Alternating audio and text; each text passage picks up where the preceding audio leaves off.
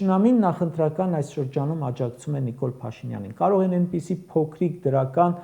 բաներ ցույց տալ, խաղաղության տպավորություն թողնել, միայն թե Նիկոլ Փաշինյանը ընտրվի երրորդ ժամկետ, որովհետև այն մի ժամկետում Արցախի կեսը հանձնեց, երկրորդ ժամկետում մյուս կեսը հանձնեց, Հայաստանից հանձնեց, երրորդ ժամկետ էլ եթե ընտրվի, Ալիևը կընկնի մոր փորը, ինչպես ասում են։ Չգիտեմ Հայաստանից ինչ կմնա։ Վախենամ, որ լիարժեք տնտեսական ու քաղաքական կախվածության մեջ գցի Թուրքիայից ու Ադրբեջանից։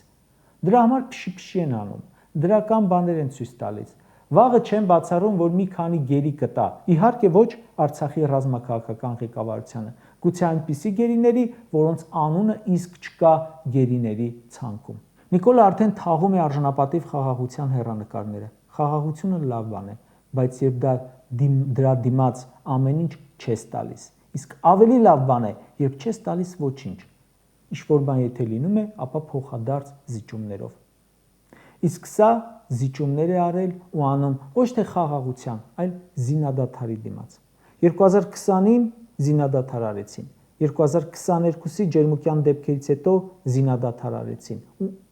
բոլոր ժամանակ էլ տվեց։ 2023-ին էլի զինադադար արեցին ու հիմա հերթական զինադադարն է, որովհետև երբ չկա ուժերի բալանս, քո կողմից չկա հակահարված տալու ցանկություն, դիմացինը երբ ուզենա կսկսի պատերազմը, երբ ուզենա կավարտի իր շահերից ելնելով։